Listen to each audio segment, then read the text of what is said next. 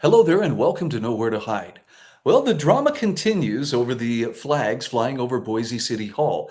At this point, some people might be thinking, how silly. People are getting worked up. They're actually, swapping out this flag for that flag. But there is a larger issue here. And frankly, I'm glad that whatever you want to call it, capture the flag, the war of the flags, it's a good thing that it's going on because it's teaching us a lot about whether or not we live under the rule of law or whether we live under the rule of men here in Idaho. I'll explain in just a few moments. All reporters are biased, the Idaho Press Club are biased, all media, newspaper, radio. To be completely blunt here, Brian, and there are plans to expand indoctrination. That's right. Well, Idahoans are also concerned. Horror shot. That line would be moving a little bit farther west. I'm like crying. Nobody wants to see dark money is influencing policy. Once again, welcome to Know Where to Hide.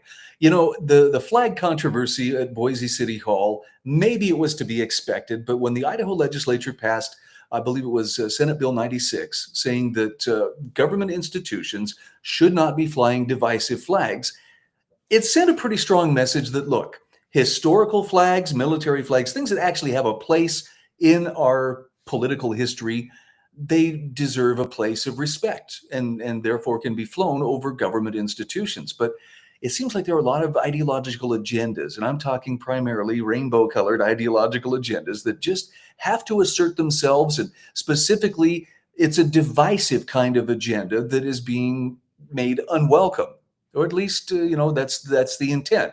Now, the problem is that the law that was passed and signed into law by Governor Little doesn't really have an enforcement mechanism. And so, like many leftists, Governor McLean of Boise is apparently she thinks it's optional, and this is actually it's more common on the left, but it can happen on the right, where a person might feel that their cause is so pure, so righteous that they are not bound by the laws of morality, maybe even the laws of nature, when it comes to what is appropriate and what isn't. At any rate, there was some activity over the weekend. Let's take a look at the headlines here. I thought this was actually wildly hilarious. Man replaces pride and donor flags at City Hall with an appeal to heaven flag. How could he do that? Isn't that a white nationalist flag? Well, it's a historical flag that was definitely a part of the American Revolution. By the way, didn't we just celebrate over the weekend the shot heard around the world? So, who knows? Maybe there's a little something in the air. But look at these headlines. The donor flag, by the way, that's an organ donor awareness flag. Maybe not particularly divisive, but again, is it just there to promote an agenda? Who knows? The rainbow flag, without a doubt. This is what Mayor McLean is definitely trying to preserve. Man covers pride flags with garbage bags at City Hall. Mayor restores them within hours. And by the way, he did all of this peacefully. He didn't destroy anybody's property. He didn't take it. So technically, there really could be no crime other than he just covered up the stuff that he didn't want to see with a garbage bag and hung up that appeal to heaven flag.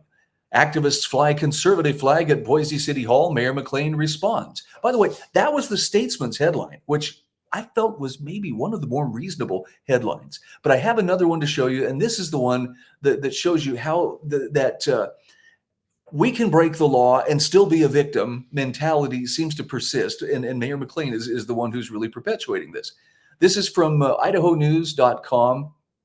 Boise mayor restores flags after vandalism incident amid controversy. Okay, manufactured controversy and vandalism. Vandalism to me speaks of damage being done. Maybe somebody got their feelings hurt, but that's not exactly vandalism just because your particular flag ended up in a garbage bag, but it was still intact. It just wasn't showing. Now, I think you'd be hard pressed to find a lawyer or a jury that would convict someone based on, I couldn't see my favorite colors and therefore I'm a victim, but you keep trying. But here's Mayor McLean's statement. She went to City Hall on Sunday to remove the trash bags and restore. Oh, she didn't just restore. She hoisted those two flags. After all, that's proclaiming victory, right? Once you win, once you conquer a land, you hoist the flag to show who's really in charge. Her office tells CBS 2, well, the vandalism over the weekend was disappointing. Why is she calling it vandalism? By what standard? I'm sorry, maybe I'm nitpicking here, but to call it vandalism is disingenuous at best and an outright lie at worst. It was quickly remedied and the city's existing flags were restored. even though those flags are not legal under Idaho law. Oh, but she didn't mention that, and neither did Idaho News for some reason.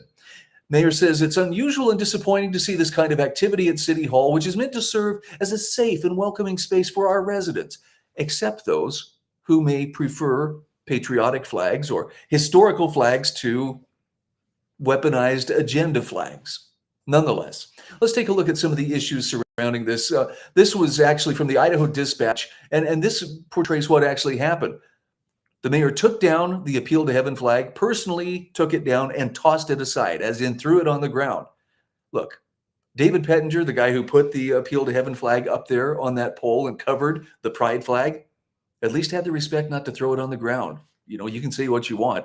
And it's funny that there were people appealing to this police officer. In particular, one activist, one hard left activist, was appealing to this police officer saying, well, aren't you going to arrest somebody for this? Can't you put somebody in jail? And the officer's like, no.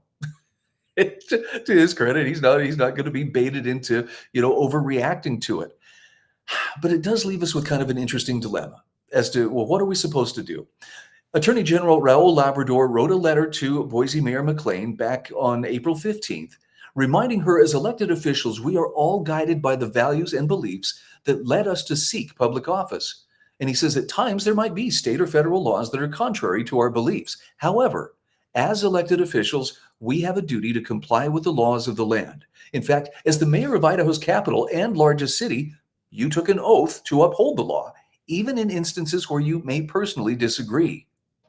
And he says that oath is not conditional. It binds you and me to the rule of law, and it is essential to maintaining the public's trust in our institutions.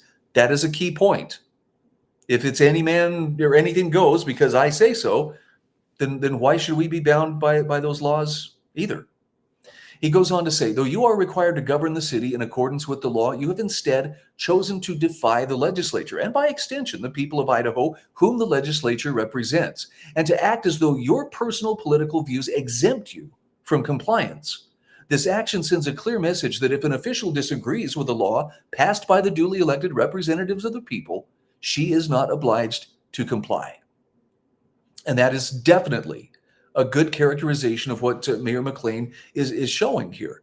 Look, we can disagree, but there have to be some places where we have to be willing to set aside those disagreements and say, okay, I may not have got my way this time, but especially as an elected official, I need to set the standard that this is an institution or this is a system that can be trusted to yield to the will of the people and not to just run roughshod or to be set aside because I say so. Okay, this is the difference between the rule of law in which government and those administering it obey the law as do the people, or the rule of man in which basically, in this case, we have the mayor of Boise who sees herself as a sovereign who she can do whatever she wants because, again, in her mind, her cause is so righteous that, it just cannot be questioned and she certainly can't be denied. Now, obviously, there has been some pushback and some complaints flowing into the Attorney General's office. What can you do? When are we going to see her arrested? Under what statute can we hold her accountable? And Attorney General Raul Labrador is faced with a pretty tough situation, but I do like the way that he addresses this. He says, look, many Idahoans are justifiably outraged by the city of Boise's decision to fly 2 flags on government property that appear to violate state law. He says, I hear you. And you're absolutely right to call this out, demand answers, and hold your leaders accountable. That's how a government earns the trust of its people. He says, some have criticized me for not using Idaho's criminal statutes to act against the mayor of Boise. But he says, I want to be clear and directly address those concerns and explain why the law does not allow for criminal prosecution in this situation. He says, I've heard calls to invoke Idaho Code subsection 18-3-315, but that statute applies only when a public official willfully fails to perform a duty clearly assigned by law. House Bill 96, which governs the display of flags on government property, limits what flags may be flown, but it does not assign enforcement authority to any specific public official. So without that, this particular statute doesn't apply. Others have pointed to House Bill 6, which takes effect July 1st, 2025, and while it expands the Attorney General's investigative authority over city officials, he says that applies solely to violations of state criminal law. House Bill 96 does not create a criminal offense for flying an unauthorized flag, nor does any other Idaho statute cover this conduct. So House Bill 6 will not apply. But he does say, let me be perfectly clear, I will not follow the reckless partisan example set by the New York Attorney General in her political pursuit of President Trump. In other words, I will not weaponize the law. My duty is to enforce Idaho's laws as they are written, not as some might wish them to be. I know this is hard to hear for people who don't want to see the mayor flout the law, but he's right. This is a better approach. This is a more wise and reasonable approach. The bottom line is this. He says, I cannot prosecute conduct that is not a crime, and I will not distort or stretch Idaho law to invent one. What I can do, what I'm actively doing, is reviewing every available civil legal option under Idaho law in response to this situation. So I would add, cut him some slack. But you know where the real responsibility is going to rest? It's going to be on the legislature, and I'll explain that in just a moment. Attorney General Raul Labrador says, I will always stand up for the Constitution, for Idaho, and for the laws passed by our legislature, but I will do so with integrity, impartiality, and an unwavering commitment to the rule of law. He says, I'm grateful that Idahoans care deeply about our values and the integrity of our government. Keep demanding accountability. Keep insisting on transparency. And he says, I strongly encourage you to make your voices heard directly to the mayor of Boise. She needs to hear from you.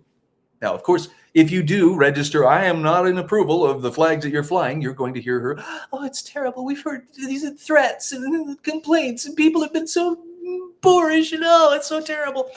Playing the victim is a very time-honored tradition among the left. But the fix for this is going to be found within the legislature.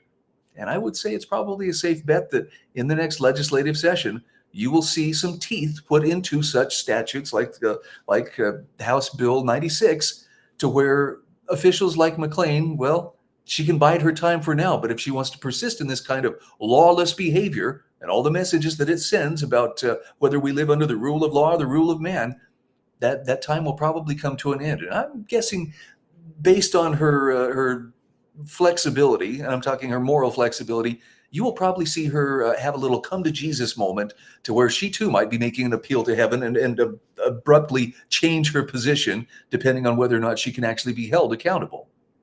That'll be a fun sight to see. I guess I'm kind of looking forward to that. I'm Brian Hyde, and this is Nowhere to Hide. All reporters are biased. The Idaho Press Club are biased. All media, newspaper, radio. To be completely blunt here, Brian, and there are plans to expand indoctrination. That's right. Idahoans are also concerned. Horror shot. That line would be moving a little bit farther west. I'm like crying. Nobody wants to see Dark money is influencing policy